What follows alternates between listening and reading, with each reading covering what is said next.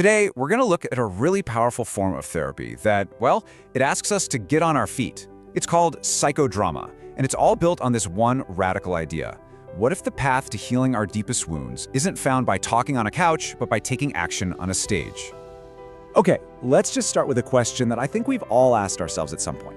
Why do we keep finding ourselves in the same jobs we can't stand, or having the exact same arguments with our partners, or just falling into the same old patterns, over and over again?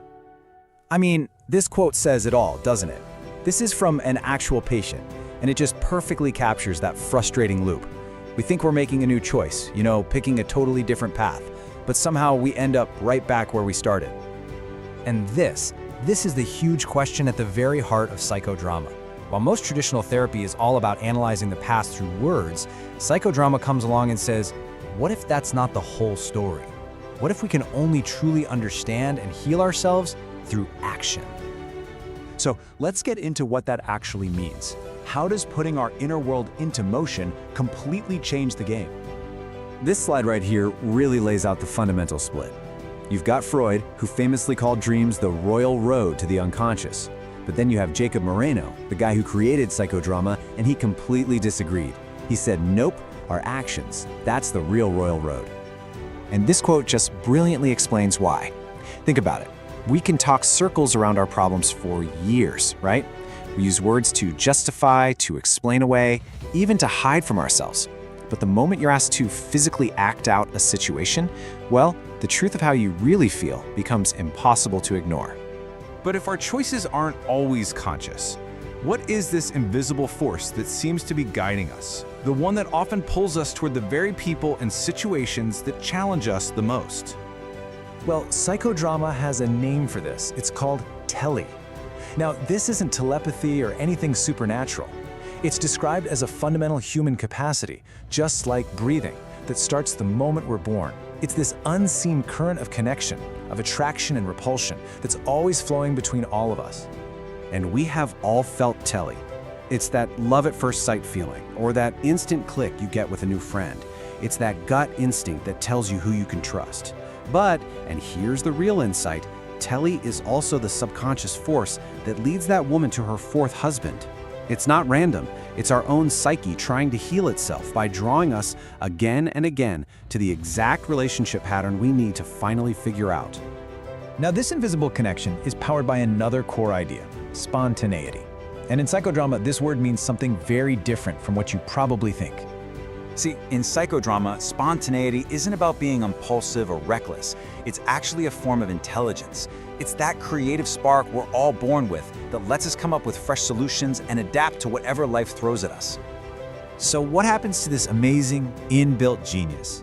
Well, from a young age, we're often told things like, stop making things up, or that's not how we do it.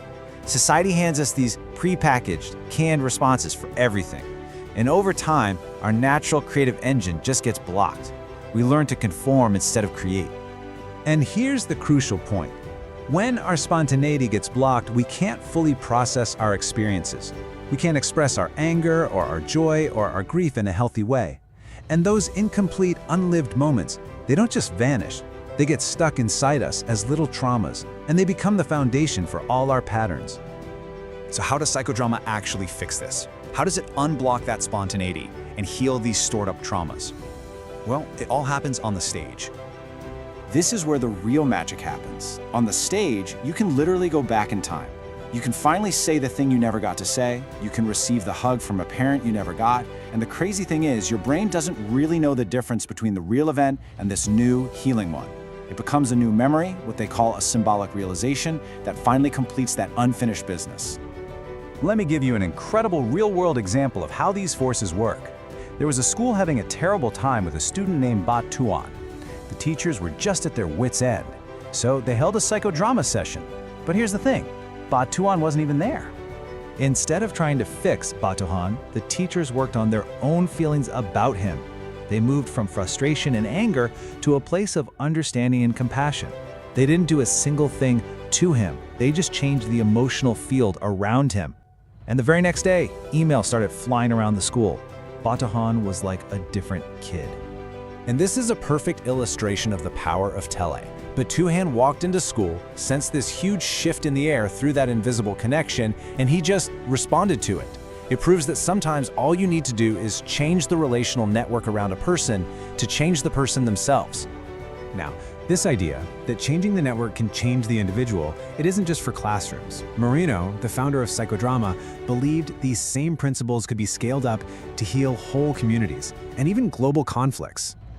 And this is called sociodrama. It's been used to deal with everything from conflicts between different cultures to the collective trauma of the pandemic. Instead of focusing on one person's story, the group gets on stage to explore a shared social issue together. Just imagine this for a second. In a sociodrama session, the group might ask someone to literally get up and play the role of the pandemic. And then they could ask it questions, listen to its answers, and as a group, process what that global event really meant for all of us. It's a way to find meaning in these huge shared traumas. And this all brings us to the most provocative idea of all, what psychodrama might suggest about our current moment in history. From a psychodramatic point of view, you could say that our global economic, political, and social systems are like those old, canned responses that just don't work anymore. They're unsustainable. We are, in a way, in the final act of an old play, and a massive global transformation isn't just possible, it's absolutely necessary. And that's really the ultimate takeaway here. The forces of action, those invisible connections of Tele, and our own innate spontaneity, they aren't just tools for a therapy session. They are the forces we are all using every single day to co-create the world around us. So as the curtain rises on this new act for humanity, the final question is, what role are you going to play?